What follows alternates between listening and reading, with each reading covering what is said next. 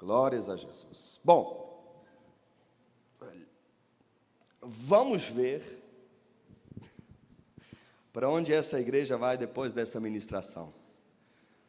Aleluia. Estou com expectativa do que Deus vai fazer aqui hoje. Aleluia. Espero e creio que Deus vai fazer obras eternas no nosso meio. Amém, queridos? O título dessa mensagem é Uma Vida que Vale a Pena Ser Vivida. Uma vida que vale a pena ser vivida.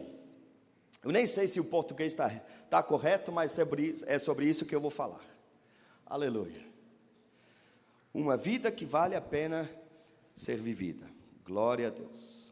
Queridos, um dia eu ouvi uma frase que fez e ainda me faz pensar muito, refletir. Eu gosto de refletir, você já me conhece. Eu gosto de pensar, eu gosto de refletir, eu gosto de meditar. E essa frase me fez pensar e meditar muito. Deixa eu só interromper essa mensagem rapidinho, que eu estou vendo um amigo entrando ali. O pastor Anderson, a pastora Sandra, o amigo também da comunidade cristã Semente do Amanhã. Por favor, Rita, traz eles aqui para frente, por favor. Chega aqui, pastor Anderson, por favor. Eu sei que você se amarra nessas coisas, né? Todo mundo fica olhando, mas é um prazer, viu, receber vocês aqui. Glória a Deus. Eu vi o brilho da glória de Deus quando vocês entraram ali. Aleluia. Glória a Deus. Também um dos coordenadores da visão do MDA. Eles têm uma big e maravilhosa igreja lá em São Cristóvão, no Rio de Janeiro. Sejam muito bem-vindos, em nome de Jesus. Mas vamos voltar para cá. Olha aqui para mim. Eu sei que o pastor Anderson é muito bonito, a pastora Sandra nem se fala, mas agora presta atenção em mim. Eu nem falei do irmão, cuida. Desculpa, irmão, você também é bonito. Quer? O Beto, né? Aleluia. Mas olha só, vamos voltar para a frase que eu estava falando. Essa frase, ela era, e eu creio que ela vai perdurar por muito tempo ainda. Ela é de um pastor chamado Melvin Huber, que é o pai do pastor Eibe, da pastora Rebeca, de toda a família que nós conhecemos. E ele falou o seguinte, ele já partiu para a glória, mas o ministério dele ainda está influenciando a gente hoje. Ele falou o seguinte: só temos uma vida e logo ela passará. Só o que fizermos para Cristo permanecerá. Deixa eu falar de novo. Só temos uma vida e logo ela passará. Somente o que fizermos para Cristo permanecerá. Bom, queridos, quando eu era jovem, né, no passado era. Agora já sou um homem maduro, aleluia. Interessante como a gente acha que a vida vai durar muito tempo, né? Tem até a fase da vida que a gente acha que a vida nunca vai acabar. Mas quando a gente chega na meia-idade, como eu estou agora, com 40, muito bem, graças a Deus, a gente percebe mais profundidade nessa frase, porque ele fala que só temos uma vida e logo ela passará. Quantos já perceberam que a vida não é lá tão comprida, tão prolongada como a gente pensava na juventude? Quantos percebem que né? Como diz a minha mãe, com 83 anos, Ralph, hoje eu percebo que a fila está andando. E eu estou bem na fila, algumas pessoas já foram na minha frente na fila, e vai chegar um dia a minha vez. Outro dia ela me ligou, uns 2 dias antes ela pensou que ia morrer, passou muito mal.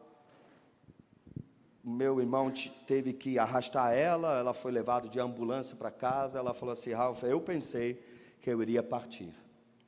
Então, eu falei: calma, não chegou sua vez ainda, fica na fila aí. Mas, queridos, eu quero te fazer uma pergunta. O que você quer fazer com sua vida? Qual é o seu ideal? Qual é o seu projeto? Qual é o seu plano de carreira? O que você está planejando com sua vida? Em nome de Jesus, se você já faz parte da nossa igreja há um tempo, você já entendeu que esse negócio de empurrar a vida com a barriga não vai dar em lugar nenhum. Essa coisa de, vamos ver se Mengão vai ser campeão de novo, vai ser legal, e paciência, agora vem a Copa, e depois vem as Olimpíadas, vamos ver, e pá, até lá já vão ter se passado 3, 4 anos e nada na sua vida aconteceu. Você precisa pensar, fazer os seus planos. Então, a minha pergunta é, quais são os planos que você faz para a sua vida? Por isso eu pedi também os pré-adolescentes para ficarem, porque você já está chegando numa idade, aos poucos, você vai começar a pensar o que você quer ser na vida. Vamos lá, qual é o sonho dos pais para os seus filhos de hoje? Qual é?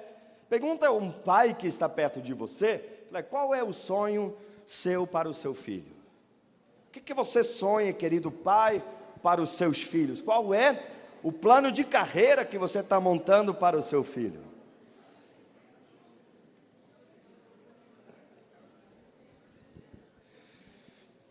Muitos pais sonham, muitos adolescentes, jovens, sonham em ser médicos. Inclusive o Brasil está precisando de milhares de médicos, né? É uma pena que muitos médicos se tornam médicos não por causa de um chamado, por causa de uma paixão, mas porque é das profissões bem mais remuneradas no Brasil, não é verdade? Então tem gente, e às vezes nós sentimos isso na pele, quando nós vamos, talvez, em um pronto-socorro, né? E você está lá passando mal, o teu filho está passando mal, e o médico demora, e depois de demorar tanto, ele chega assim para você, e aí, o que está acontecendo aí?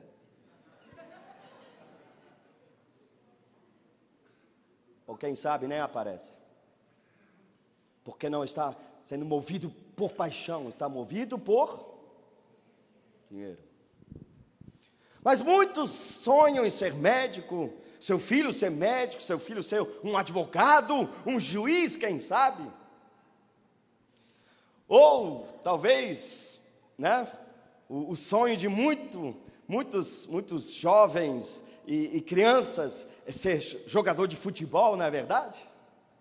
Ser famoso, ganhar muito dinheiro, ir lá para fora, ser aplaudido nos estádios, cortar o cabelo esquisito e todo mundo achar legal.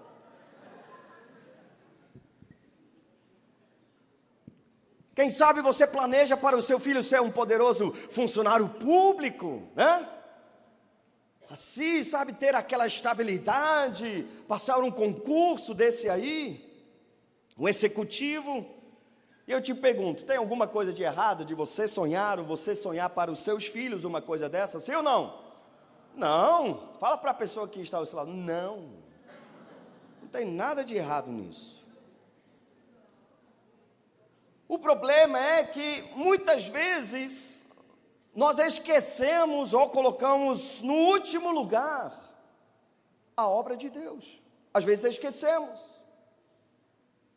Ou colocamos em último lugar, em alguns dos últimos lugares, a obra de Deus e o chamado de Deus em nós e também nos nossos filhos.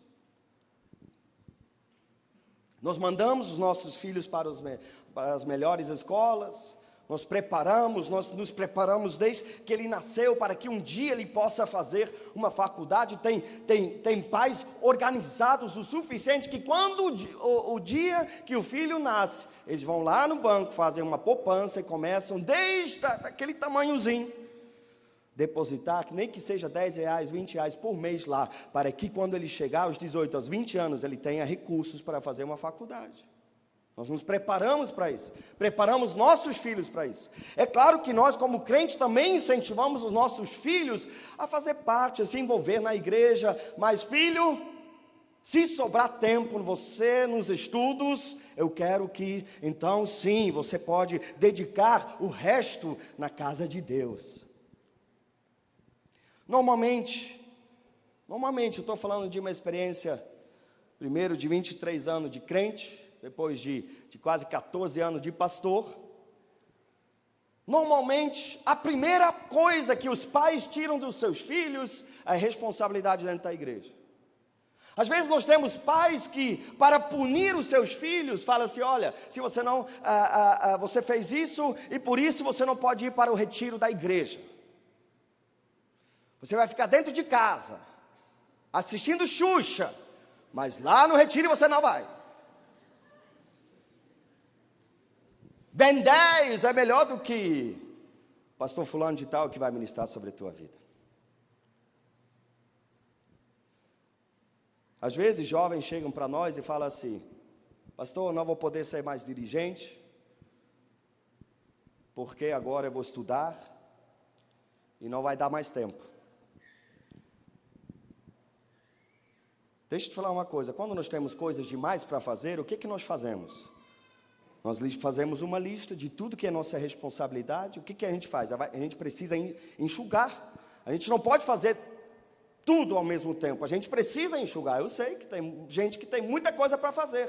Então a gente tira fora as coisas que não têm tanta importância, não é verdade? E muitas vezes, o que não tem tanta importância acaba sendo a obra de Deus. Agora, deixa eu te falar uma coisa. Será que a fé é contrária aos estudos? Mas não mesmo. Eu incentivo qualquer pessoa aqui, seja dos pré-adolescentes até os adultos, para terem, no mínimo, uma faculdade completa na sua vida. Uma, no mínimo. Se você puder fazer 2, ou talvez fazer uma pós-graduação, um mestrado, um doutorado, eu quero te incentivar, de fato.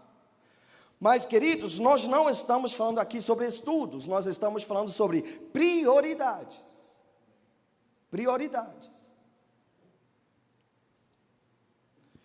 Estamos falando da forma como nós enxergamos a obra de Deus. Queridos, um casal que esteve durante um tempo aqui congregando conosco, eles vieram para Cabo Frio para atrás de melhores oportunidades, e trabalharam aqui durante alguns anos. Depois não deu certo, eles queriam voltar para a sua cidade de origem, até que o pai do rapaz desse casal deu um conselho para ele. O pai dele é pastor. E o pai, pastor, que deu um conselho para ele. Ele falou o seguinte: filho, eu já vi que está difícil, você não está dando certo, eu quero te dar um conselho. Abre uma igreja. Abre uma igreja. Com 10, 20 pessoas, 30 pessoas, você já tem o seu sustento e vai tocando a vida. Que conselho de um pastor, né? Não deu certo na vida? Vai abrir a igreja. Abre a sua garagem. Será que, para nós, a carreira da fé é a última opção? Não deu certo em nada, então... sabe uma coisa? Eu conheço pessoas que trabalham na igreja, que têm vergonha de falar que trabalham numa igreja, porque parece assim: olha, não deu certo em nada diferente, então, não tem para onde que... Nem na Secaf vão querer, né? Então, o que eu vou fazer? Eu vou trabalhar na igreja. Talvez eu estou exagerando um pouco, mas faz uma autoavaliação. Aonde está o nível que você coloca para pessoas que se dedicam mesmo à obra de Deus?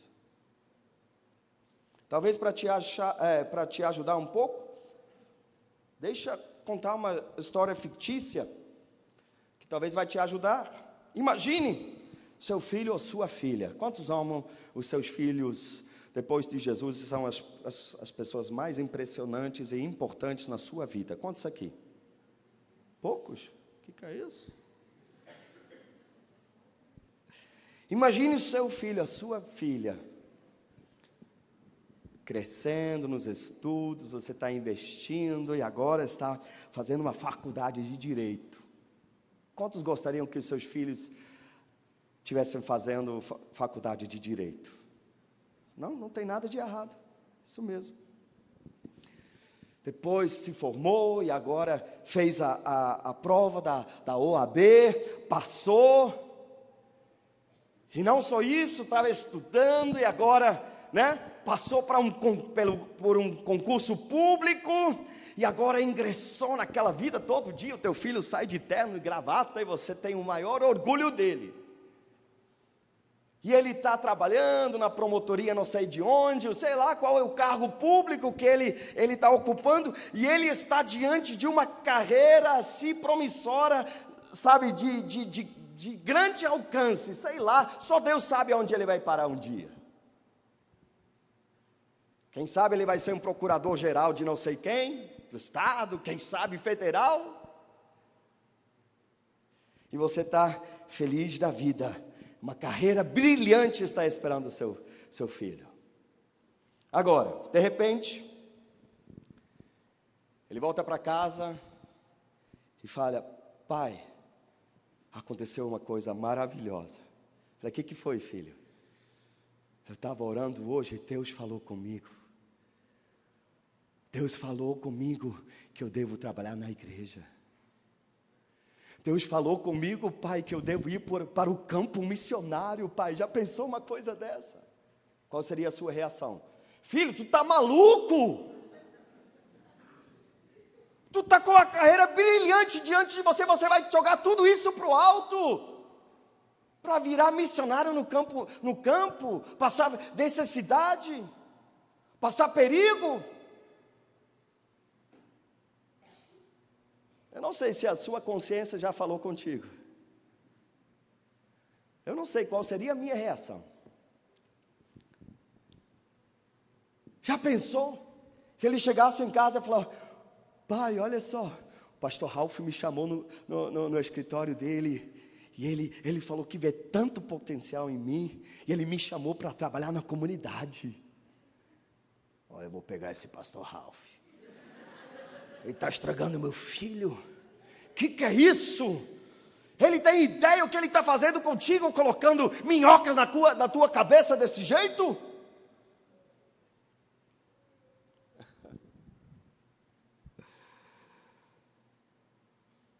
Eu te pergunto, e se Jesus te dissesse a mesma coisa que ele falou para o jovem rico na sua área? Na sua área onde você está agora. Filho, Jesus falando, agora tira pastor Ralph fora, tá? Em nome de Jesus. Filho, eu quero que você larga tudo. Vem e me segue. Qual seria a sua reação? Porque é fácil falar de um jovem que a gente nem conhece o nome, né? É tão fácil empurrar a responsável em cima de gente que a gente nem conhece, não é verdade?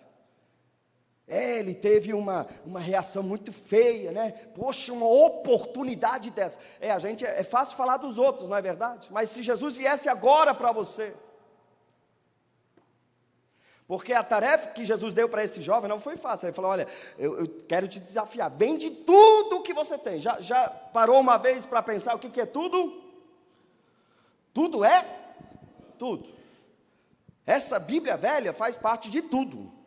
Se eu fosse o jovem rico, teria que vender ela. Quer ela por R$5. Ah, mas poxa, já está bem gasta mesmo. Mas vale muito porque tem várias anotações aí do pastor Ralph. Pelo menos R$5, vamos lá. Vamos lá. Jesus desafiou ele a vender tudo. Tudo. Você estaria disposto a largar o que você está fazendo, o que você tem?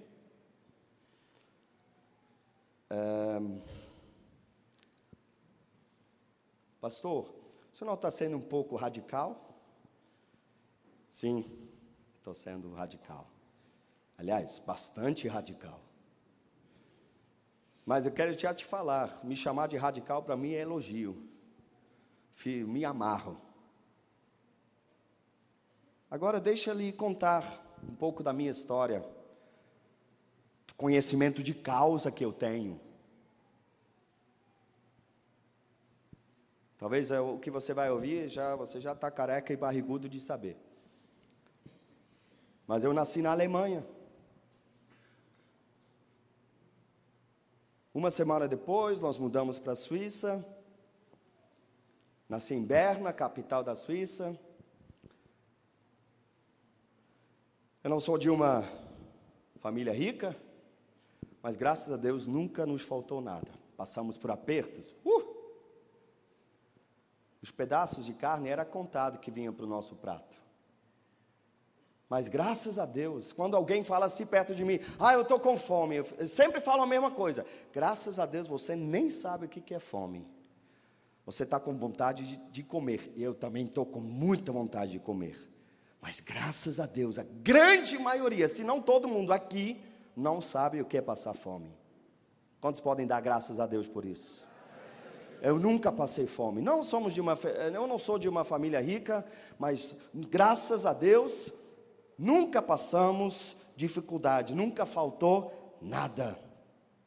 Eu tive e ainda tenho, ao meu entender, com todo respeito à sua mãe, a melhor mãe do mundo.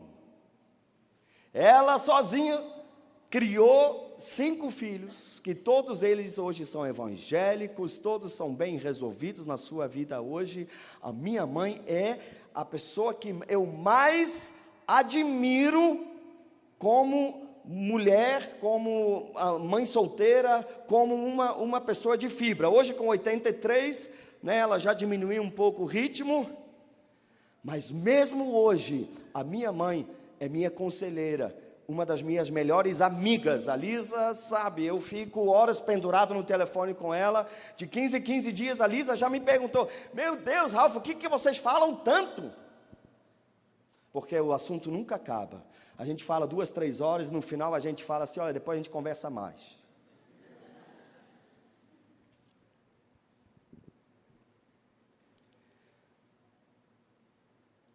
Tive uma das melhores educações públicas que você pode achar no planeta. Vou repetir isso para você. Eu tive uma das melhores educações que você pode ter no planeta, pública, na Suíça. Mas se você quer ver estatísticas sobre a educação pública no mundo, você sempre vai encontrar o meu país lá no topo. Nunca fui um aluno exemplar, mas eu frequentei os melhores níveis de escola pública lá. Não pense, por favor, que eu estou me gabando aqui de alguma coisa. No final você vai entender o que eu estou falando. Eu me formei, eu fiz um curso superior, eu sou decorador de interiores, ou talvez arquiteto de interiores, mas eu sou macho de verdade.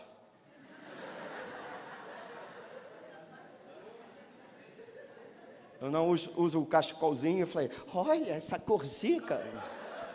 Não. Mas eu sou formado nisso, profissional isso.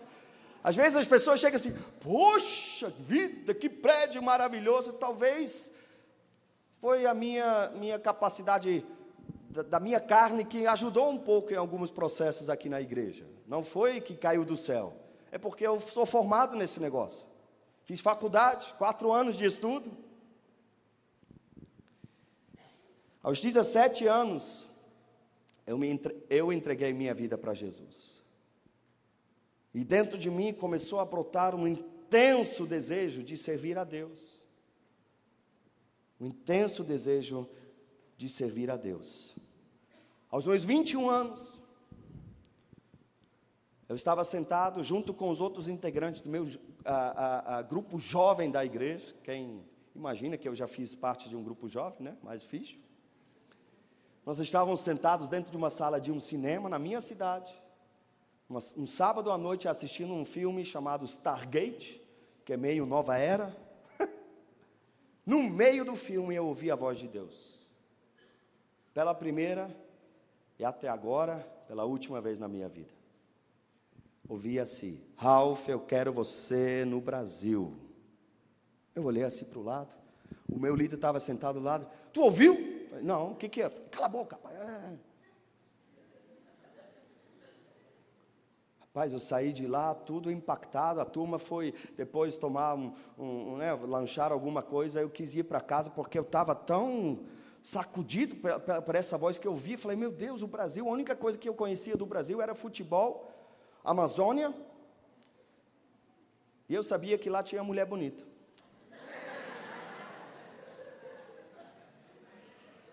Meu conhecimento ao respeito do Brasil era tão limitado que eu pensava que no Brasil se falava espanhol, né, como no resto da América Latina. Então eu fui pesquisar. Na época não tinha internet, não tinha nada. Eu peguei emprestado um daqueles livros enormes, né, com os mapas do mundo, e fui estudar sobre o Brasil, aprender algumas coisas. Até que finalmente, com 22 anos, eu cheguei aqui no Brasil. Não falava uma palavra em português. Estava aqui só por obediência. E deixa eu te falar uma coisa. Quando eu saí do meu país, que com todo respeito eu falo isso, mas a Suíça é a cereja do chantilly do bolo do mundo. Você está entendendo? Assim, eu não falo isso, já já você vai entender. Eu saí do meu país, eu vim para o Brasil, eu fui morar, só te dar uma referência, perto da Praça Seca. Você vai andar mais uns 200, 300 metros para frente, você vai pegar a direita, você vai subir até chegar na favela do Chacrinha. E lá dentro eu fui morar, num quarto sem ar-condicionado, com ventilador emprestado. Tinha vendido tudo na Suíça para vir para o Brasil. Não tinha a mínima ideia do que iria acontecer na minha vida. Eu vi tanta coisa que eu nunca vi na minha vida. Eu sei que você gosta dessas histórias mais engraçadas, das baratas, né, dessas coisas todas. Como matar galinha, essas coisas todas. Mas eu quero te falar uma coisa, a pressão foi tão violenta em cima de mim. Falei, meu Deus, o que eu estou fazendo aqui? Não falava a língua. Eu estava numa cultura que, quando os brasileiros estavam fazendo o que eles de costume fazem, ofendia a mim por causa de questões culturais. Esse negócio é chamado de choque cultural. Depois de 9 meses, nessa moenda, nessa pressão, um dia eu estava indo para escovar os meus dentes, para ir deitar. Enquanto eu estava indo para escovar os meus dentes, eu desmaiei no meio do caminho, fiquei 3 dias desacordado. Internado num hospital, ninguém sabia o que estava acontecendo comigo. A irmã da Lisa, que era já pastora, chegava, ela ministrava dia e noite no meu ouvido.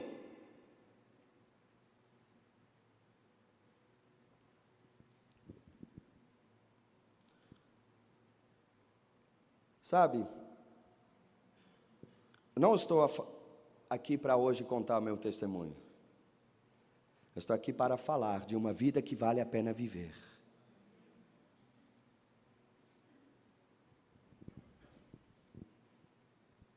Está vendo isso aí? Sabe o que é isso? É o meu passaporte. Passaporte suíço. Chique. Tem gente que se prostitui para conseguir um negócio desse. Tem gente que vai fingir que está amando alguém para se casar com outra pessoa para conseguir esse negócio aqui. Tem gente que se vende para conseguir uma coisa dessa. Outro dia, no casamento do Rodrigo, da Stephanie, um rapaz me falou, pastor, o maior testemunho que o senhor tem, e o que o senhor é suíço e que está aqui hoje. Eu falei, rapaz, sabe que o cara tem verdade? O que o cara está falando é verdade?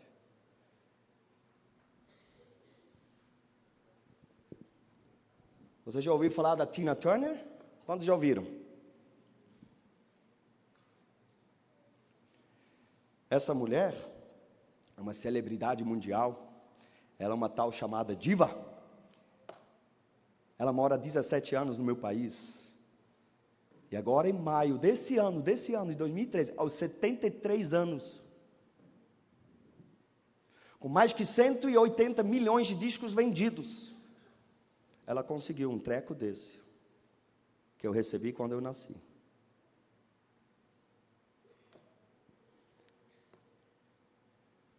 E não me interpreta mal o que eu vou te falando, eu amo, é o que eu vou te falar agora, eu amo o meu país.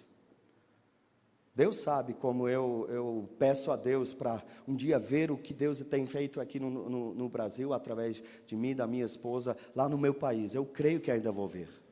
Mas estou igual, quantos aqui já viram uma corrida de Fórmula 1?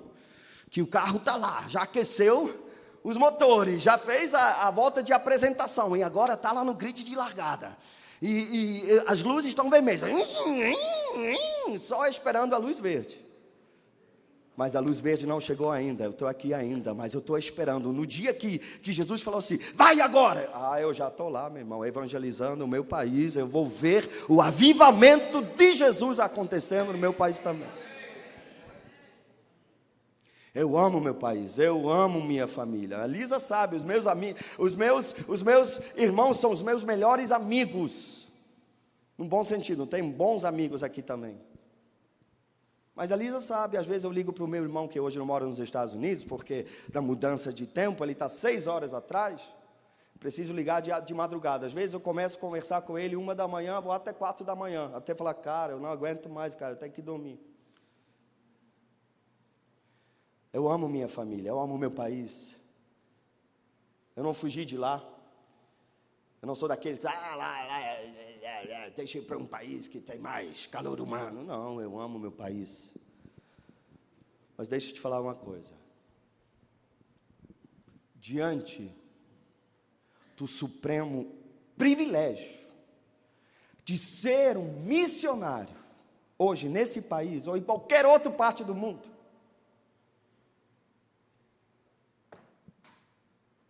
que mais vale ser um servo de Deus, mais vale servir a obra de Deus. O maior privilégio que nós temos é servir a Deus. É uma vergonha que a gente muitas vezes coloca isso por último.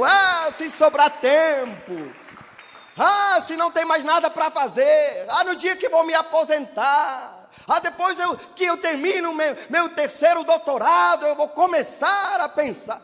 Querido, o maior privilégio que eu tenho, eu sou um embaixador do reino de Deus.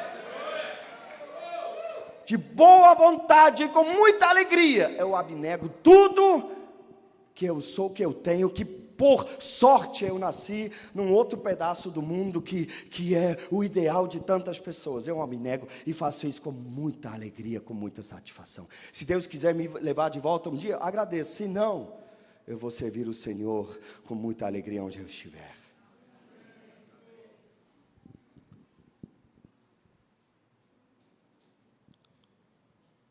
Eu já vi com os meus próprios olhos, com esses aqui, o que a tal prosperidade faz com o evangelho em algum país.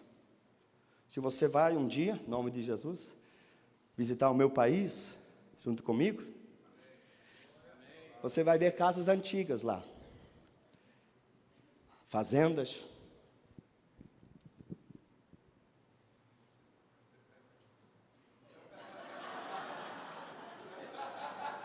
Eu não sei se eu devo agradecer ou se ele acabou sendo Não, deixa para lá.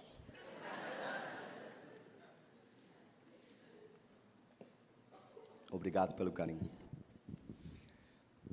Você vai ver em muitas casas antigas, onde termina o telhado, você vai ver escrito versículos bíblicos. Eu e minha casa serviremos ao Senhor, e versículos parecidos. Porque em 1800, quase durante uma década, o meu país foi fortemente visitado por Deus. A grande parte das reformas, apesar que a gente conhece Martim Lutero, mas a grande parte das reformas aconteceu dentro da Suíça. Muitos concílios que definiram os rumos do Evangelho aconteceram no meu país. Mas se você vai lá hoje, você vai ver um país congelado. O Evangelho, na sua plenitude, não está sendo mais pregado. Você vai encontrar prédios enormes, impressionantes, mas não há vida mais lá. Deus já se retirou de uma boa parte de lá. Eu vi com os meus próprios olhos o que o dinheiro faz, o que a prosperidade faz. Quando a gente não depende mais de Deus, quando a gente tem um bom plano de saúde, quando os filhos podem estudar nas melhores escolas e a gente não depende mais de Deus para tomar conta dos nossos filhos. Eu já vi com os meus próprios olhos. E, se você talvez nunca viu, a Bíblia descreve o que acontece quando isso vem. E eu vejo que o Brasil está debaixo de uma nuvem da prosperidade. Glória a Deus. Eu já falei isso aqui, eu vou repetir. Eu creio que essa prosperidade, ela está vindo sobre nós com um propósito da parte de Deus. É para a gente desfrutar bastante e para a gente ter condições de alcançar os confins da terra, em nome de Jesus. Mas está descrito na Bíblia o que acontece Quando a prosperidade vem, quando de repente a gente pode sonhar em ter um carro, uma casa, realmente você pode sim sonhar em mandar os seus filhos a aprenderem sobre medicina, se tornarem médicos, advogados, funcionários públicos de alta responsabilidade. Você pode, é legítimo você sonhar isso para os seus filhos. Mas a Bíblia fala a respeito do que pode acontecer, mas que não vai acontecer em nome de Jesus. Eu quero que você abra agora a sua Bíblia em Mateus capítulo 13, um texto muito conhecido por todos nós, e talvez mesmo que você está aqui, e você é uma pessoa que vai pelas igrejas de vez em quando, você já ouviu sobre esse texto. É a parábola do semeador. Eu quero ler aqui alguns versículos de 1 a 9, Mateus capítulo 13, de 1 a 9. Eu vou ler na Nova Versão Internacional. Naquele mesmo dia, Jesus saiu de casa e assentou-se à beira-mar. Reuniu-se ao seu redor uma grande multidão, tão grande que por isso ele entrou num barco e assentou-se. Ao povo reunido na praia, Jesus falou muitas coisas por parábolas, dizendo: o semeador saiu a semear. Enquanto ele lançava a semente, parte dela caiu à beira do caminho, e as aves vieram e a comeram.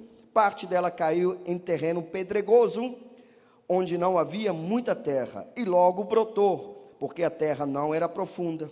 Mas quando saiu o sol, as plantas se queimaram e secaram, porque não tinham raiz. Outra parte caiu entre espinhos que cresceram e sufocaram as plantas. Outra ainda caiu em boa terra, deu boa colheita a 100, 60 e 30 por 1. Aquele que tem ouvidos para ouvir, ouça. Amém? E agora vamos pular para os versículos 18 a 23, onde está a explicação dessa parábola. O Jesus explica para os seus discípulos a pedido deles. Versículo 18: portanto, ouçam o que significa a parábola do semeador. Quando alguém ouve a mensagem do reino e não a entende, o maligno vem e lhe arranca o que foi semeado em seu coração. Este é o que foi semeado à beira do caminho. Quanto ao que foi semeado em terreno pedregoso, este é aquele que ouve a palavra e logo a recebe com alegria. Todavia, visto que não tem raiz em si mesmo, permanece pouco tempo. Quando surge alguma tribulação ou perseguição por causa da palavra, logo a abandona. Quanto ao que foi semeado entre os espinhos, este é aquele que ouve a palavra, mas a preocupação desta vida e o engano das riquezas a sufocam, tornando-a infrutífera. E finalmente o que foi semeado em boa terra, este é aquele que ouve a palavra e a entende, e dá uma colheita de 100, de 60 e 30 por 1. Amém? Então olha só, nós temos 4 sementes. A semente é perfeita, é maravilhosa, é a palavra de Deus. Nós temos 4 solos diferentes, e eu quero me concentrar na terceira, porque olha só, aqui, primeiro Jesus fala, olha, a terceira ela caiu entre os espinhos, e ela brotou, ela cresceu, mas ela acabou ficando infrutífera, porque ela ficou sufocada pelos espinhos, talvez não recebia luz suficiente, ou não podia passar os espinhos ali para crescer, para se desenvolver. E depois ele fala, olha, estes espinhos são as preocupações da vida, são as riquezas. Então olha só, nós temos 4 sementes, 2 morreram. Primeira semente foi comida pelo pássaro, já era. A segunda secou, já era. As outras 2 não morreram. Então, a terceira, ela está aí. Ela cresceu, ela brotou, ela está ali. Está viva, porém, ela não está dando fruto. E a quarta, ela cresceu em plenitude, deu fruto, 30, 60, 100 vezes mais. Agora, deixa só te ler para você as outras 2 vezes que isso é narrado nos outros evangelhos, segundo Lucas e também segundo Marcos. Então, em Marcos, esse versículo que Jesus fala dessa terceira semente, ele fala o seguinte: Outras ainda, como a semente lançada entre espinhos, ouvem a palavra, mas quando chegam as preocupações dessa vida, o engano das riquezas e os anseios por outras coisas, sufocam a palavra, tornando-a infrutífera. Em Lucas capítulo 8, versículo 14, diz: as que caíram entre os espinhos são os que ouvem, mas ao seguirem seu caminho, são sufocados pelas preocupações, pelas riquezas e pelos prazeres dessa vida e não amadurecem. Eu quero ainda te fazer uma pergunta em relação a mim e também a minha esposa. Ainda estamos falando de prioridades, ainda estamos falando da obra de Deus. Aonde vem a obra de Deus? Assim como toda, assim, creio que você me conhece para entender o que eu vou te perguntar agora, mas eu quero te perguntar. Creio que você está próximo suficiente de nós para entender que nós temos certos dons e talvez talentos na área de organização, na área de liderar. O que nós temos hoje não veio a existir. Claro, toda a honra, toda a glória seja dada a Jesus. É dele, por ele e para ele que são todas as coisas. Mas eu quero te perguntar, você acha que nunca passou pela nossa cabeça de usar esses dons e talentos que nós temos para ter uma empresa, para ter várias empresas, para ter uma representação de alguma coisa? Você acha que eu e minha esposa, a gente iria se dar mal? Ou você acha que a gente iria ganhar muito mais dinheiro que a gente está ganhando hoje? Você já parou para pensar? Eu e minha esposa, nós não naufragamos na praia da carreira evangélica, não.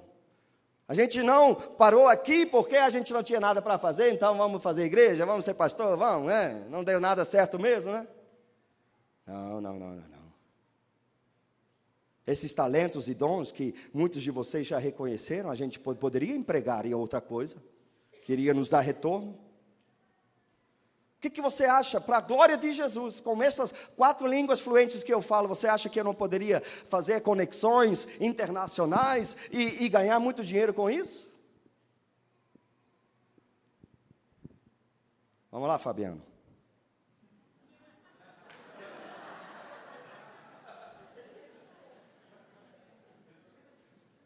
Nós trabalhamos na empreitada mais importante do planeta.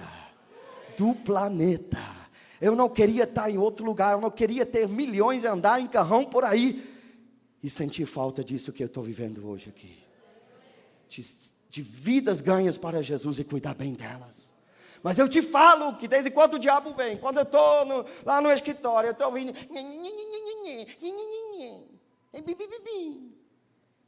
E por que o pastor é esse?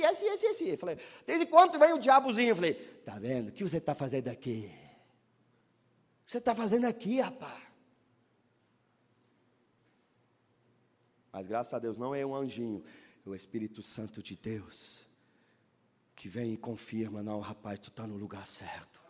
Eu vou te usar para a minha honra, para a minha glória. Você vai ganhar muitas pessoas para Jesus e Deus vai te usar para ensinar muita gente a cuidar bem dessas multidões em nome de Jesus. Estou bem firme, bem tranquilo, eu estou bem humilde na presença de Deus. Quantos, em nome de Jesus, interpretaram bem o que eu estava falando? Eu não estou tirando onda com ninguém. Eu estou mostrando para você o quanto a obra de Deus vale na minha vida, que deveria valer para você também. E deveria ser levado em consideração no planejamento seu com seus filhos. Quem sabe o teu filho vai ter um dia o maior privilégio de um ser humano sobre a face da terra. Com estas mãos mortais, construir o reino de Deus, eterno. Com esta língua que um dia vai apodrecer em algum caixão, falar palavras de vida para outras pessoas. Quem sabe? Talvez nunca vai aparecer na televisão, falando palavras bonitas, porque nós temos isso. Mas tem um galardão no céu bem guardado, onde a ferrugem não corrói, onde ladrões não roubem. Está lá. E o meu está lá, aleluia. A minha motoca está lá. Oh, a Lisa sabe, toda vez que eu estou no carro, eu falei... Em nome de Jesus, não estou jogando verde para alguém comprar uma moto para mim, não. Eu nem quero moto, já andei de moto aqui no Brasil, não quero morrer cedo, não. Mas eu tenho certeza que lá no céu tem alguma coisa parecida com a Harley Davidson. Eu sei, cara, eu tenho quase certeza. Que mesmo que seja de um planeta para o outro, mas eu vou...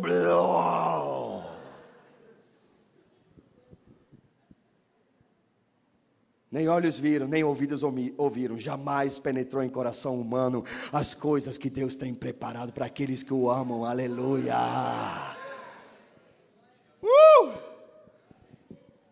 Oh, se você não está gostando da minha pregação, estou amando, estou me amarrando, aleluia, glória a Deus.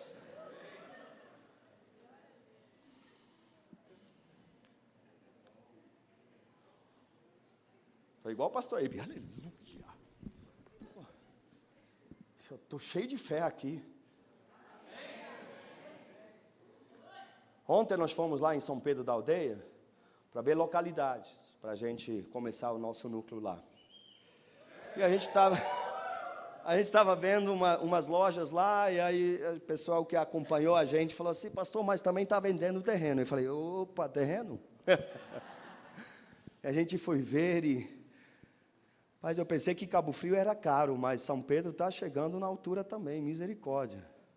E aqueles números, e eu depois fui para casa, e eu falei, Elisa, ainda estou muito cansado dessa viagem, eu vou deitar um pouco de tarde, até antes da gente ir para a festa da roça lá em Magé. Eu deitei, mas deitei assim, meu Deus, como a gente vai arrumar esse dinheiro? Aí, vamos lá. Não, mas eu pensei melhor assim, com toda a sinceridade, eu vou te falar o que eu vou te falar agora. Eu não sei, realmente, a gente depende de Deus, eu faço o que Deus fala para mim fazer, em nome de Jesus.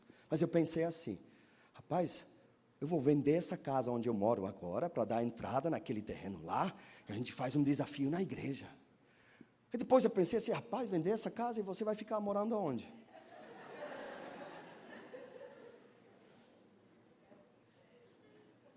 Mas eu já passei por esse processo algumas vezes. Deus é fiel, Ele sempre nos retribui mais do que a gente deu. E se Deus fala assim, eu quero essa casa, eu vou conversar com minha esposa, orar primeiro muito, né? Depois conversar com minha esposa. E eu sei que nós vamos, se é para fazer isso, nós vamos dar aquela casa de entrada. Eu tenho certeza, porque meu galardão vai estar no céu. Aleluia.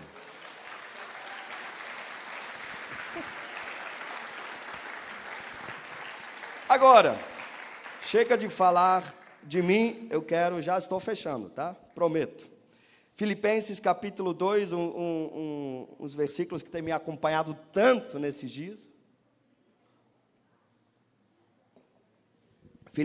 Carta aos Filipenses capítulo 2.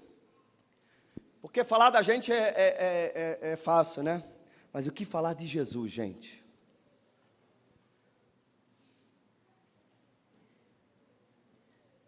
Se te impressiona, quem sabe, talvez também não te impressiona, mas que talvez você se deu conta hoje, o que eu estou fazendo no Brasil, que eu não vim aqui como aventureiro, eu estou aqui debaixo de uma palavra de Deus, que eu poderia ter uma vida muito boa junto com minha esposa lá no meu país, que eu joguei meu passaporte para o alto. O que então falar de Jesus? O que falar de Jesus? Olha só Filipenses capítulo 2, versículo 5 em diante. Seja a atitude de vocês a mesma de Cristo Jesus, que embora sendo Deus, não considerou que o ser igual a Deus era algo a que devia apegar-se.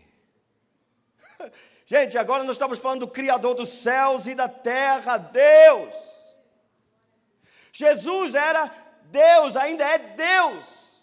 Mas olha o que ele fez, no versículo 7. Mas esvaziou-se a si mesmo, vindo a ser servo. Se você lembra dessa pregação, que ele tirou a capa de cima, cingiu-se com a toalha e lavou os pés dos seus discípulos. O por mais escandaloso que seja, lavou até os pés de Judas Iscariote, que ele já sabia que iria trair ele. Esse Deus. Mas esvaziou-se a si mesmo, vindo a ser servo, tornando-se semelhante aos homens, e sendo encontrado em forma humana, humilhou-se a si mesmo, e foi obediente até a morte, e morte de cruz. Que Deus que nós servimos, gente. Paulo fala essas coisas, nos incentivando que tenham em vocês a mesma atitude que tinha em Cristo Jesus, que Jesus teve.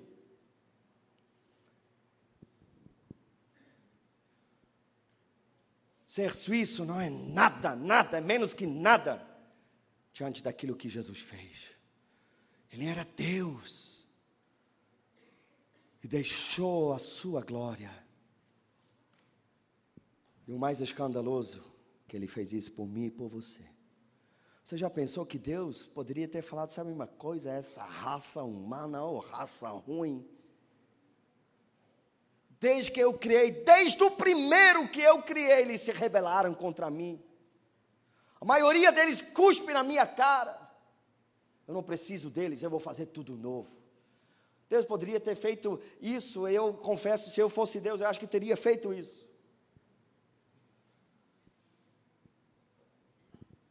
Ele veio para morrer por mim e por você, com pessoas, e a gente não precisa pintar um quadro mais bonito do que é, para pessoas como eu e você, que tanto prometemos a Ele e depois não cumprimos, não é verdade? Que a gente fala diante de todo mundo, Jesus é a pessoa mais importante na nossa vida, mas a gente luta para manter o tempo sozinho com Deus em dia. E ele veio e se esvaziou, deixou a sua glória para morrer por mim e por você. Enquanto ele estava morrendo miseravelmente, ele orou ao Pai e falou assim, Senhor, perdoa que eles não sabem o que estão fazendo. Que Deus que nós servimos, gente. Por isso a Bíblia diz que nunca vamos compreender de fato o tamanho do amor de Deus sobre nós.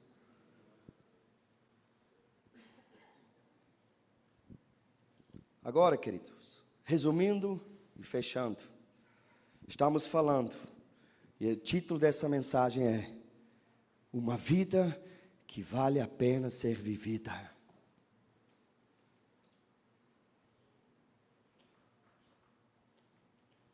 A fé e uma vida com Deus é contrária aos estudos? Claro que não. Eu estava traduzindo, gente, eu me senti igual, desculpe a expressão, a mosca do cocô do cavalo do bandido. Naquela conferência que eu estava, só tinha a nata da nação, do meio evangélico da nação brasileira. Só. E eu estava traduzindo um doutor, ele é cardiologista, renomado internacionalmente, ele faz transplante de coração, imagina uma coisa dessa. Ele é formado pela Universidade Yale, talvez você nunca ouviu falar, uma das mais renomadas, talvez uma das duas mais renovadas, é Harvard e é Yale. Ele estudou em Yale e agora ele está dando aula em Harvard. E eu estava traduzindo ele. Legal, né? Deus tem humor, né? Imagina o que esse homem teve que estudar para chegar onde ele está hoje, e precisa continuar estudando, se atualizando o tempo todo. Será que a fé e a vida com Deus é contra os estudos? Claro que não, eu acredito. A fé não é contra os estudos, nós estamos falando de prioridades. Será que a fé é contra a prosperidade? Espero que não. Claro que não. Quantos aqui querem prosperar? Aleluia. Eu também quero. Precisamos, porém, levar em conta que a Bíblia diz a respeito dessa prosperidade. 1 Timóteo 6,10 diz o seguinte: pois o amor ao dinheiro é a raiz de todos os males. Algumas pessoas, por cobiçarem o dinheiro, desviaram-se da fé e se atormentaram com muitos sofrimentos. Quer um aviso de cuidado, abismo, mais forte do que esse versículo? Eu quero ter muitos recursos financeiros, mas debaixo dos meus pés, eu dominando eles, e eles não me dominando. O que eu estou tentando transmitir hoje para você existe algo maior do que esta corrida frenética por bens, bem-estar, dinheiro, luxo, diversão, sexo e tudo isso que está acontecendo diante dos nossos olhos. Existe o maior privilégio de todos: servir a Deus. Servir a Deus.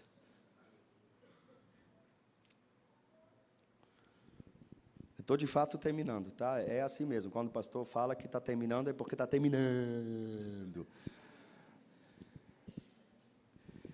Deixa eu te falar uma coisa: o diabo não se importa, está nem aí se você é evangélico ou não. O diabo não se importa se você é evangélico ou não.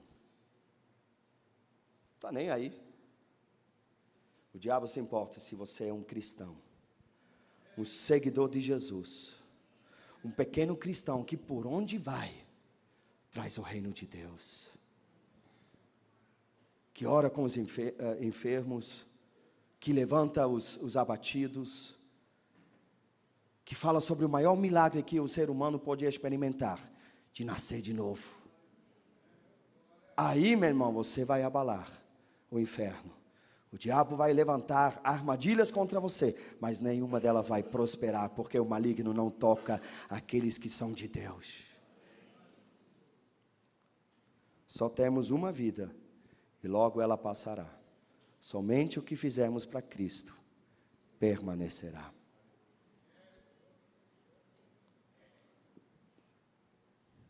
Pronto, falei. Eu estou impactado debaixo dessa palavra de Deus. Eu estou encorajado a dar tudo, 100% da minha vida, não 10% das minhas finanças, a minha vida. Os meus recursos, a minha casa, Espírito Santo. Nem sei se porque eu estou falando tanto nisso, talvez, quem sabe, o Espírito Santo já está ministrando e eu não estou ouvindo. A minha vida pertence a Deus. Para mim é o maior privilégio. O maior privilégio. Ser um servo de Deus. Às vezes eu passo por situações complicadas como ser humano. Às vezes eu preciso pedir perdão para alguém que eu nem ofendi. Difícil para mim. A Lisa, outro dia eu estava numa reunião como essa. O irmão estava lá.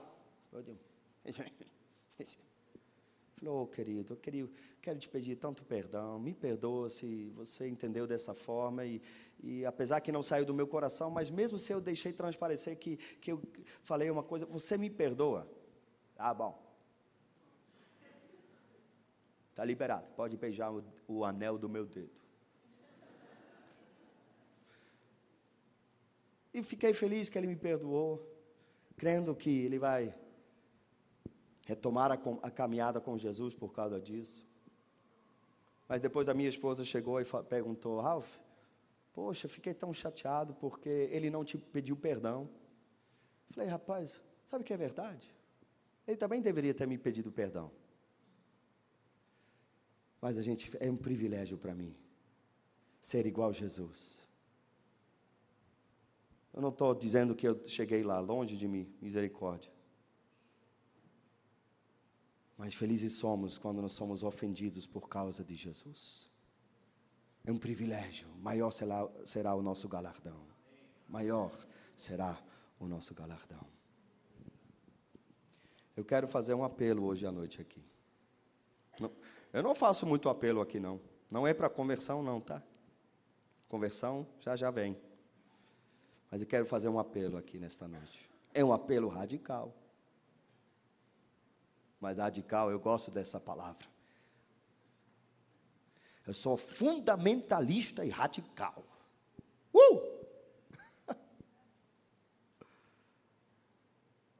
Eu quero fazer um apelo. Feche os teus olhos.